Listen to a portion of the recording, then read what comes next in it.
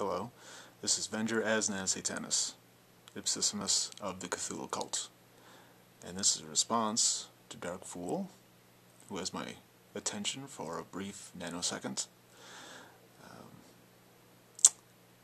It's in response to the whole baptism of my daughter thing, a picture I posted on Facebook myself, which captured the imagination of Tom Blackwood and subsequently Dark Fool.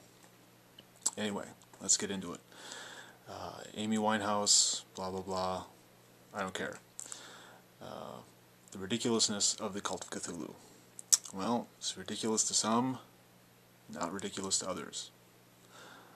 I'm not going to dwell on that. I'm just going to, suffice it to say, it's not ridiculous to me, so whatever.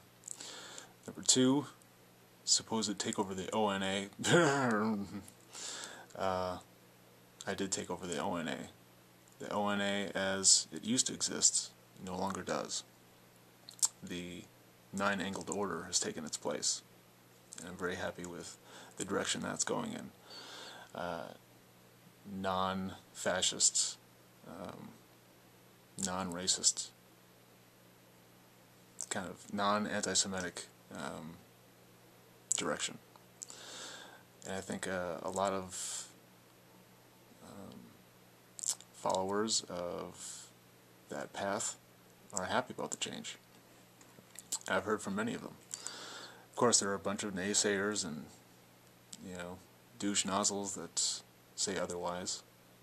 But, if they want to storm around in their neo-Nazi boots, marching in their street gangs, and telling me how Magian I am, or anti-Magian, or whatever, then that's fine, they can do that. That doesn't bother me at all. Number three, plagiarism of Wikipedia. That's not true. I've been over the whole plagiarism thing time and time again, so I'm not even going to go into that. The Messiah thing, claiming to be the way, or a way. Well, I'm the way because I'm going in a certain direction. I'm traveling to a certain place which most people don't want to go in.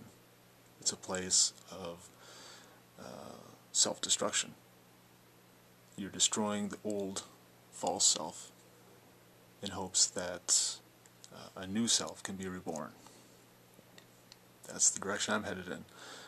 Anyone else that wants to follow with me is absolutely free to do so. Okay, being pawned by Christianity. Never been pawned by Christianity. I've never been destroyed by it. I've never really had that much reason to fear it. I can understand, coming from a different background, different experiences, you've maybe felt threatened or cheated or used by Christianity, maybe one denomination or another in particular. If that's happened to you, as I know it's happened to many people, I'm sorry. I feel bad, but I'm going to keep living my life, and hopefully you're going to keep living your life and doing whatever you want, and, rise above it, I guess. Or just grow a pair. Christianity sucks sometimes. So does Satanism. Get over it. Let's see. Express your opinion. I'm glad that you're doing that. Please express your opinion all day long. But if it's misinformed and ignorant, then that doesn't really help anybody. And I think a lot of your comments in this video are ignorant and misinformed. Let's see. On a pedestal. I put the pussy on a pedestal, if I may quote the 40-year-old virgin. Or did I steal that from Wikipedia too? But no, I don't put myself on a pedestal. I sit firmly upon an emerald throne. That's my place.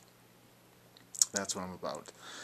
and it's very easy for people below me, as it would happen, to throw tomatoes and whatnot at me, and that's fine. You might get myself and my emerald throne dirty from time to time, you know, little ketchup stains here and there from your tomato throwing, but in the end it doesn't really bother me, it doesn't hurt me. I know where I belong and what's going on with me, and I'm good like that. I don't know, maybe you put me on a pedestal. Maybe a lot of people that sin do that too. You know, talking about me, you know, constantly, all the time. What's Venger doing? Venger's doing this. Oh, now he's doing that. I hate him because he does this. I hate him because he doesn't do that. I just hate him. Hate. Which, of course, secretly means that you either fear or love me or want to bang me. I don't know. Anyway, on to Jesus Christ. You liken Jesus Christ to, you know, multiple myths, legends, deities, sun versus winter, all that crap. I don't know if you plagiarize that from Wikipedia or the Zeitgeist movie or maybe the Time Life book series. I don't know, but it definitely doesn't describe the full picture. I don't know, I just kind of found it to be reaching and weak, history-wise. But let's look at the three tenets, the three chief pillars of the left-hand path. Okay, you've got autonomy. No one's pulling Christ's strings. He did what he wanted to. He spoke about what he wanted to, and to whom he wanted to. He broke laws and conventions when it suited him, when he felt it was the right thing to do. Basically, Christ was no one's bitch. 2. Power. Power is about control, and first and foremost, the greatest kind of control is self-control. And hopefully all of us would agree on that. And Jesus knew, like others, that he was, among other people, he was the Son of God. He took it upon himself to teach the gospel, the Word of God, or Godhood. Jesus allowed his carnal life to be sacrificed for a higher ideal, for something better. That's going back to what I said before in the left-hand path about the old, false, how else can I say it? The part of you that is not real, that's illusion, that you've just made up. That part has to die. That part has to be destroyed, so the new self can be born. You know, same sort of thing. And Jesus had power in spades. He has more power now, probably, than he did when he was alive. Today, people would, you know, in a heartbeat, die for him, or kill for him. That's power. 3, self-deification. Now this is the big one, regarding the left-hand path. Jesus stayed true to himself. He denied the false reality. He liberated himself from the prison by surrendering his illusions in order to gain life everlasting, to become God himself. And for those who truly follow the left-hand path, that's what it's all about. Okay. That's the end of part 1.